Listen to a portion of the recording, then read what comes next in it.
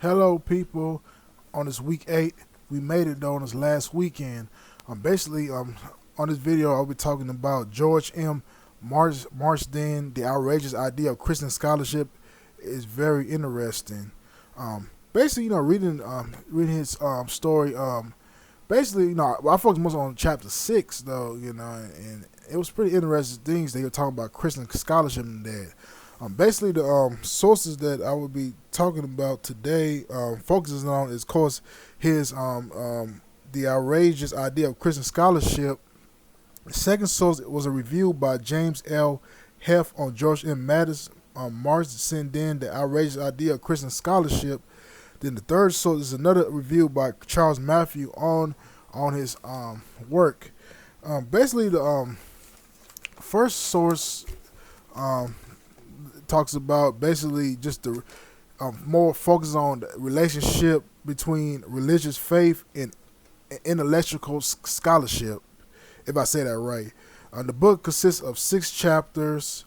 For me, though, I'm focusing mainly on the last chapter, chapter 6, which was called Building Academic Communities. On that chapter, basically, he made some interesting points about how most scholars depends on communities and not making sub-communities basically just depend on other communities. To be a little bit honest, I was a bit confused on when he said that, but I think the best way I can put it though, and I could be wrong about this, that I think he would focus on that a lot of scholars focus on other people's work to get information and sources, if it's primary, secondary sources, rather than come up with their own ideas of coming up with work basically.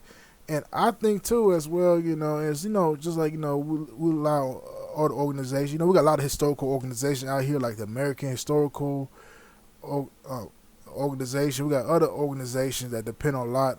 Scholars depend on a lot of information, but basically too, though, it was also interesting him saying that I'm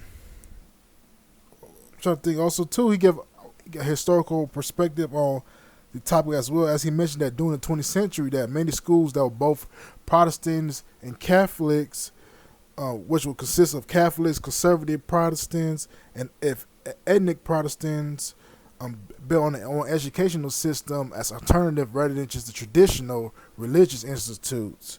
He also mentioned too that that too as well. So that was just an interesting perspective about different schools that have different religious perspectives. Even Liberty University, they're evangelicals type of school. You got other schools that are Catholic or Protestant too as well. The second source, which was a review by James L. Huff, basically he just gave a review of his work. Now, one thing about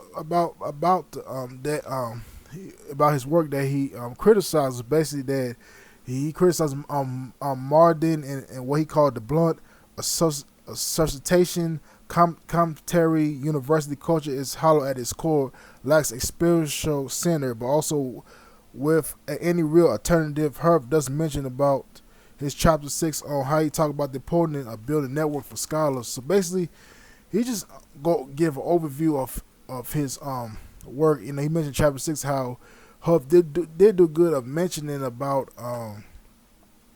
how that different networks can be built based on based on religion, though, academically, on that part. Now, the last review by Charles T. Matthew also give a review. Basically, he just pointing out that Marsden's main argument was the commentary academy of its terms has no consistent ground for rejecting all religious prospects. Scholarship might just as responsibility take place within the framework of assumptions that God has created on ordinary reality.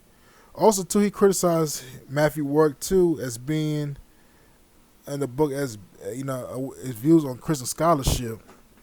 Overall, me myself reading his work, it was basically interesting how he brought out, though, especially the part where how he brought out that how it looks to me that it's just how mostly religion can play an important factor in universities, and just different ideas of how you were breaking down just pretty much the history, just how a lot of schools, especially in the 20th century, though, that's the part really caught my eyes, that how a lot of different schools, both Catholic and Protestant, basically took different alternative aspect of religion in these schools and all.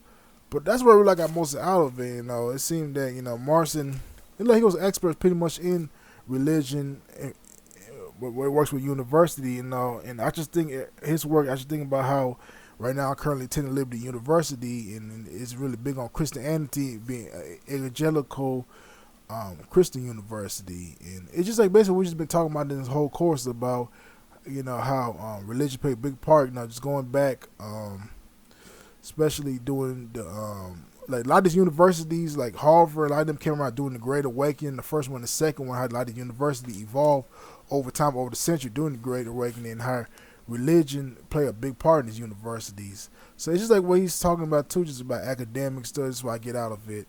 But it's overall, though, it's been a wonderful experience in this course. I learned a whole lot this past couple of weeks, more, about the history, and I expect to carry on for my next course, which I'm going to be taking on, explaining about the history of Christianity of the United States, which will be very interesting to learn more about how Christianity played a big role in this country, though, over the centuries. Though. It will be a very fascinating course. But I had a pleasure meeting all of y'all and stuff, and best of luck for the rest of your PhD program. Y'all have a good rest of the day and a good rest of the program.